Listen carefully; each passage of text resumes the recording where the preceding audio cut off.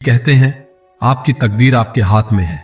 एक ऐसा बंदा जिसकी मिसाल पूरी दुनिया देती है।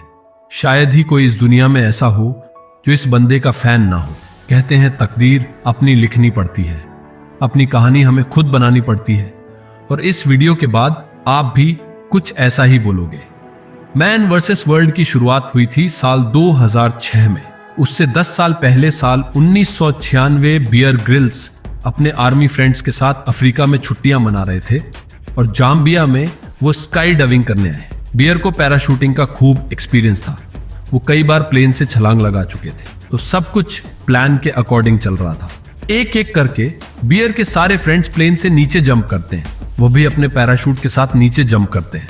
प्लेन से जंप करते ही बियर 200 किलोमीटर पर आवर की स्पीड से नीचे गिरे। 1500 फीट, 10,000 फीट, 5,000 फीट। कुछ ही सेकंड्स के बाद बियर जमीन से सिर्फ 3,000 फीट ऊपर होते हैं और फाइनली वो अपना पैराशूट ओपन करते हैं। लेकिन पैराशूट ओपन करने के बाद भी बियर की स्पीड कम नहीं हो रही। वो तेजी से नीचे गिरते जा रही थी। बियर ने सोचा, स्पीड कम क्यों नहीं हो रही, ये तो बहुत अजीब है। तभी बियर की नजर ऊपर अपने पैराशूट पर जाती है और वहां उन्हें कुछ ऐसा दिखता है जिसकी वजह से वह पूरी तरह से पैनिक में आ जाते हैं। बियर का पैराशूट हवा में ठीक से नहीं खुला था। इसकी रस्सियां पूरे तरीके से उलझ चुकी थी, जिसकी वजह से बियर की स्पीड कम नहीं हो रही। तो वो जल्दी जल्दी पैराशूट के कॉर्ड्स को खींचने लगे कि किसी तरह से पैराशूट खुल जाए और स्पीड कम हो। लेकिन ये सब करते करते वो जमीन के बहुत पास आ चुके थे। वो नीचे गिरते गिरते पेड़ों से टकरा के जमीन पर आ गिरी।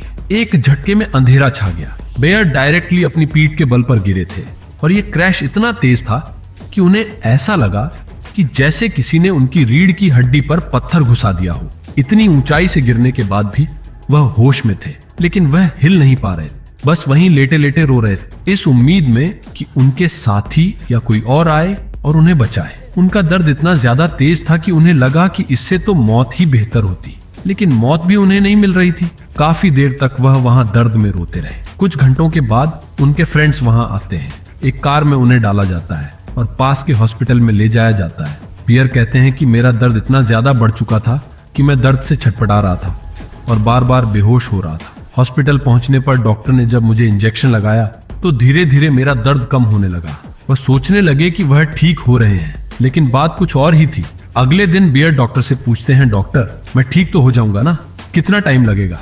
तो डॉक्टर उन्हें एक्सरे दिखाते हुए बोलते हैं, बियर तुम्हारे स्पाइन की 3 मेन हड्डियां T8, T10 और T12 टूट गई हैं। ये इंसान की पीठ की सबसे मजबूत हड्डियां होती हैं जो अब चकनाचूर हो चुकी हैं और अब तुम कभी चल नहीं सकते। ये सुन के यंग 21 साल के बियर ग्रिल्स की जैसे दुनिया ही खत्म हो गई। पहाड़ चढ़ने वाला इंसान अब बाथरूम भी नहीं जा सकता था। बियर कहते हैं कि पैराशूट से गिर के हड्डियां टूटने में इतना दर्द नहीं हुआ जितना हॉस्पिटल में 1 साल रह के उन हड्डियों को जोड़ने में सहन करना पड़ा। हॉस्पिटल में बेड पर पड़े हुए वो सोचते रहते थे कि वे अब कभी चल नहीं पाएंगे। उनकी जिंदगी जीने का रीजन और पर्पस ही एडवेंचर था, घूमना फिरना, नई जगह एक्सप्लोर करना। इस चोट ने उनके जीने की वजह ही छीन ली थी। वह खुद से कहते थे कि तू कितना बड़ा गधा है, पैनिक करने की जगह तू पैराशूट को धीरे धीरे भी खोल सकता था। बियर बार बार उस सीन को अपने दिमाग में रिपीट कर रहे थे और वह रोकर खुद को बार बार कोसते थे कि सब कुछ खत्म हो गया है। ये सोच सच के उन्हें रातों को नींद नहीं आती थी। एंजाइटी से पसीने में वह लथपथ हो जाते थे। हर रात अफसोस होता था, खुद पर दया आती थी, खुद से नफरत भी होती थी। 2 महीने बीत चुके थे, बट उनकी सेहत में सुधार आने की बजाय उनकी हालत और खराब होती जा रही थी। दर्द बढ़ता जा रहा था, शरीर और अकड़ता जा रहा था। अपने हाल को देखकर वह और नेगेटिव होते गए। उन्हें कुछ भी अच्छा नहीं लगता था। बात बात पर गुस्सा और रोना आता था। इस तरह धीरे धीरे वह डिप्रेशन में और गहरे फिसलते गए।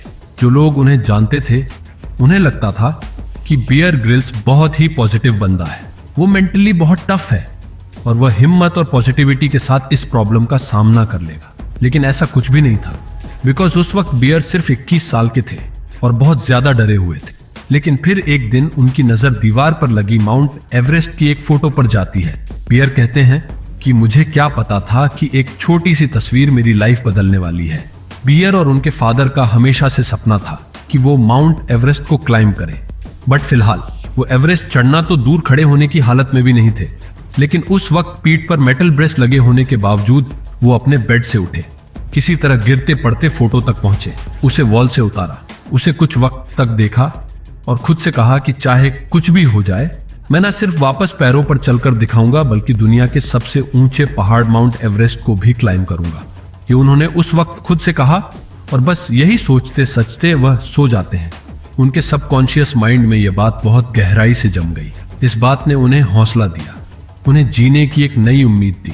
अगले दिन जब वह सोकर उठे तो उन्हें अपनी दादी माँ की एक बात याद आई, जो हमेशा कहती थी कि बेटा, लाइफ में जो कुछ भी होता है अच्छा ही होता है। वह इंसान ही है जो खुद को दुखी करने और परेशान करने के बहाने ढूंढ लेता है। जब भी तुम किसी मुसीबत में पड़ो तो हमेशा खुद को याद दिलाओ कि जो कुछ भी हो रहा है भगवान की मर्जी से हो रहा है, जो कभी कुछ गलत नहीं होने देता।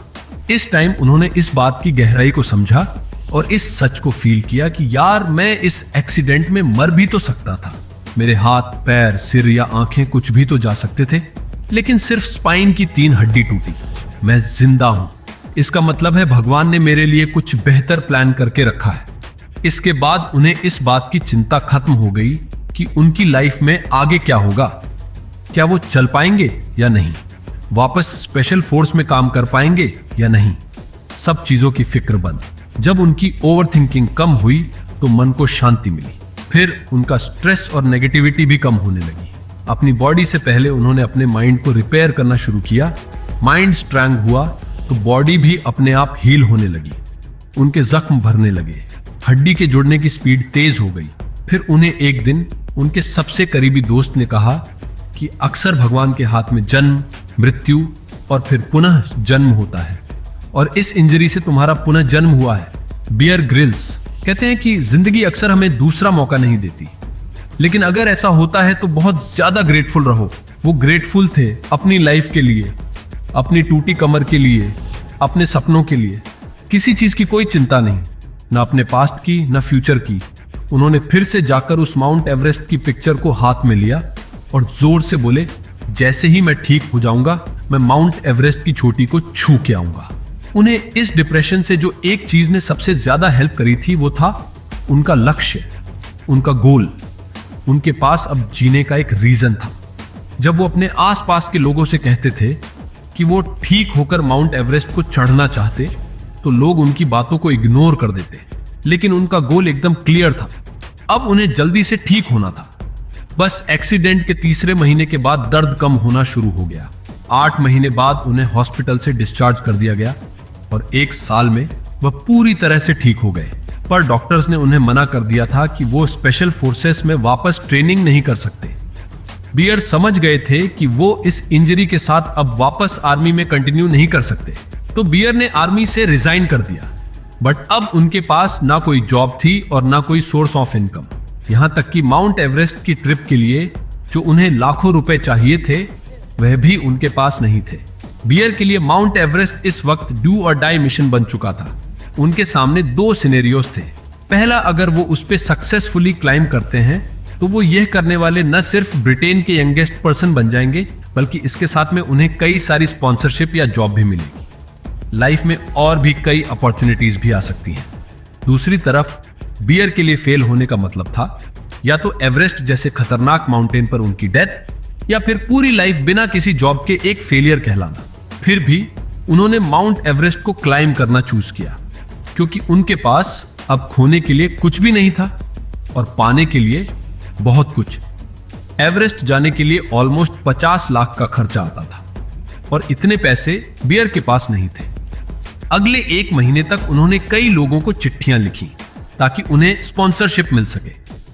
उन्होंने करीब 250 कंपनीज को स्पॉन्सरशिप के लिए प्रपोजल्स लिखे और सारी कंपनीज से वो रिजेक्ट हो गए।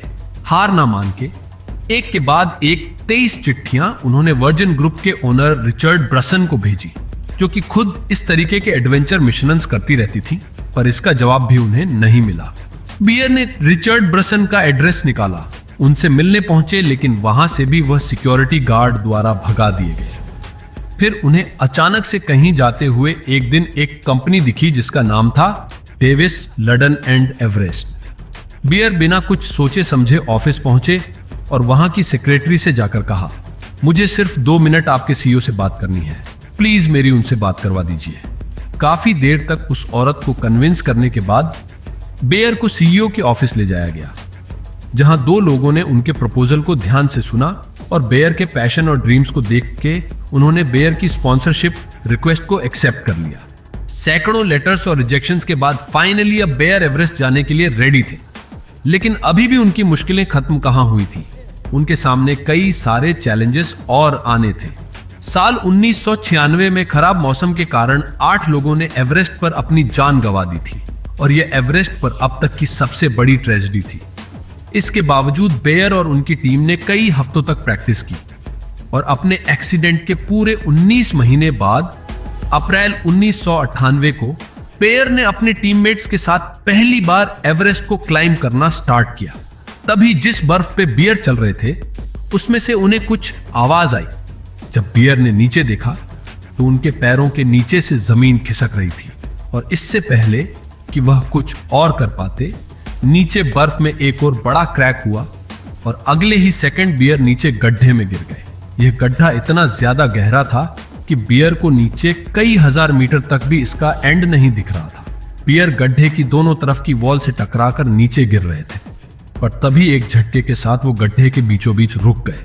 बियर की बॉडी एक पतली सी रस्सी से अटैच थी, जिसके चलते वह पूरी तरह से नीचे जाने से बच गई। उनके पास ज्यादा टाइम नहीं था, वो रस्सी कुछ ही सेकंड में टूट सकती थी।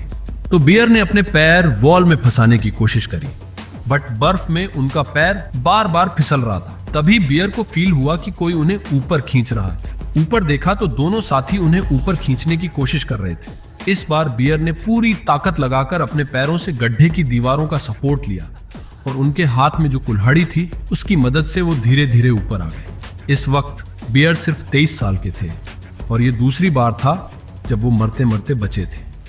उन्हें इतनी ज्यादा चोटें आई थी कि डॉक्टर्स ने उन्हें कुछ दिनों के लिए रेस्ट करने के लिए कहा। बियर डरे हुए थे, उनका कॉन्फिडेंस टूट चुका था। फिर भी वह खुद से कह रहे थे, बड़े लक्ष्य के रास्ते में चैलेंज आते ही रहते हैं और आगे जितने भी चैलेंज आएंगे मैं हार नहीं मान सकता। कुछ दिनों तक आराम करने के बाद बियर जैसे ही ठीक होने लगे तभी उन्हें एक और बुरी खबर मिली।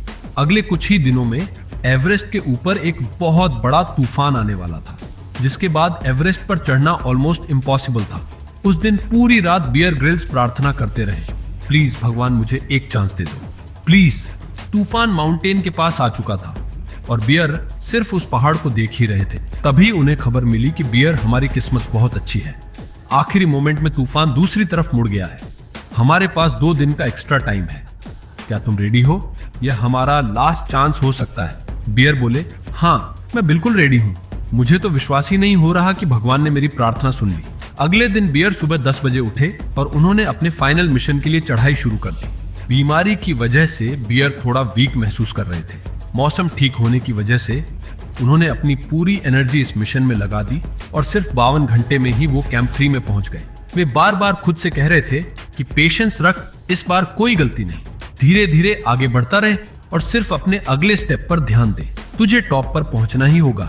बियर ने अपनी चढ़ाई जारी रखी और कुछ ही देर के बाद वह 26,000 फीट की ऊंचाई पर थे, जिसे एवरेस्ट का डेथ जोन कहा जाता है।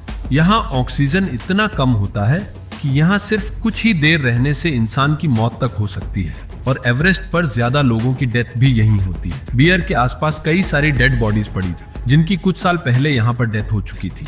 बियर को अंदर से डर लग रहा था, उनका माइंड बार बार डेथ जोन के खतरे पर डाइवर्ट हो रहा था। लेकिन फिर उन्होंने हिम्मत जुटाई और टॉप पर पहुंचने के लिए चढ़ाई शुरू कर दी। वह थके हुए थे और ऑक्सीजन की कमी के चलते उनका चलना मुश्किल हो रहा था, लेकिन तब भी वह चलते रहे। 17 घंटे की चढ़ाई के बाद 16 मई 1998 के दिन उन्होंने अपने बचपन के सपने को सच कर दिखाया। उस पैराशूटिंग एक्सीडेंट के 18 महीने बाद बियर दुनिया के सबसे ज्यादा ऊंचाई वाले माउंटेन पर चढ़ चुके थे। सिर्फ 23 साल की एज में बियर ग्रिल्स उस वक्त एवरेस्ट को क्लाइम करने वाले यंगेस्ट ब्रिटिशर। उन्होंने इम्पॉसिबल को पॉसिबल करके दिखाया। ये सफर इतना भी आसान नहीं था। उनके साथ के 4 लोगों ने अपनी जान खो दी थी। उन्होंने 2 बार नियर डेथ एक्सपीरियंस फेस किया, जहां वो मरते मरते बचे। फिर इसके बाद उनकी कहानी बहुत फेमस होने लगी। लोग उन्हें सेमिनार्स में एक स्पीकर के रूप में बुलाने लगे। उन पर कई डॉक्यूमेंट्री बनी और फाइनली डिस्कवरी चैनल से उन्हें वो अपॉर्चुनिटी मिली जिसने उन्हें वर्ल्ड वाइड फेम दिया। जहां से सब उन्हें मैन वर्सेस वाइल्ड से जानने लगे और शायद आप भी उनमें से एक हो। थोड़े टाइम पहले बियर ग्रिल्स से पूछा गया कि 25 साल पहले जो आपका एक्सीडेंट हुआ था, क्या उसका पेन आपको आज भी होता है? तो बियर ग्रिल्स ने अपनी ये फोटो पोस्ट करते हुए लिखा कि हाँ, आज भी मुझे हर रोज बहुत पेन होता है, लेकिन क्या करें, हर इंसान को अपने पेन से जूझना ही पड़ता है और मैं ग्रेटफुल हूं कि जिंदगी ने मुझे मौका दिया अपनी लाइफ को बेस्ट तरीके से जीने के लिए। लेसन नंबर 1, कीमती गिफ्ट। अगर कोई नॉर्मल इंसान बियर ग्रिल्स की जगह होता तो क्या करता? पूरी लाइफ खुद को और जिंदगी को कोसता रह जाता। लेकिन जब लाइफ ने बियर को हिट किया तो उन्होंने वापस से उठकर सामने से हिट किया। लाइफ, भगवान, प्रकृति, जो भी आप कह लो, ये आपको गिराने के लिए नहीं गिराती। दर्द देने के लिए, दुख देने के लिए दुख नहीं देती। वो आपको स्ट्रांग और लायक बनाने के लिए करते हैं।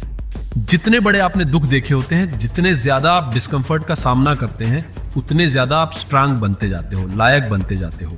बियर ग्रिल्स कहते हैं कि कठिनाई और परेशानी से बड़ा कोई शिक्षक नहीं होता। तो इसीलिए हर एक चीज में आप डिस्कम्फर्ट को वेलकम करो, क्योंकि डिस्कम्फर्ट के साथ आती है ग्रोथ। पुरानी चीजों, पुराने विचारों, पुरानी खराब आदतों को तोड़ते जाओ और तोड़ने में दर्द होगा, लेकिन यह दर्द आपकी लाइफ को एक सच्ची मीनिंग देता है। बियर ग्रिल्स कहते हैं कि मैं मानता हूं कि लाइफ बहुत टफ है, कभी अन्याय होता है, कभी आपसे गलती भी होती है, लेकिन इसके बावजूद जीवन हर हाल में अनमोल गिफ्ट है। जब आप सपनों को जीवित रखते हो, अपने ऊपर विश्वास करते हो, तब यह जिंदगी आपका साथ देने लगती है। तब आपको एहसास होता है कि जीवन कितना भी कठिन क्यों ना हो, सपनों का या सही चीजों का पीछा किया जाए तो यह एक कीमती गिफ्ट। लेसन नंबर 2, लोग पूछते हैं कि बैर, तुमने इतना सब कैसे हासिल किया?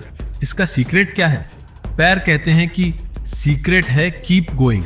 मैंने खुद से वादा किया था कि मैं पूरी जिंदगी बिना किसी डर, बिना किसी संदेह जीऊंगा, और इसीलिए इतनी कठिनाइयों के बावजूद मैं नहीं रुका। बिना किसी डर और संदेह के जीना मतलब निरंतर आगे बढ़ते जाना।